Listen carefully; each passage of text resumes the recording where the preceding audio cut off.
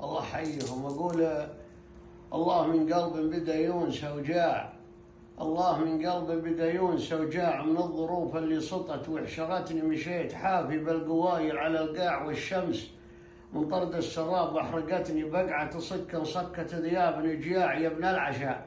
لولا الشجاع كلتني الناس تفرق فرقها مثل الأصباع.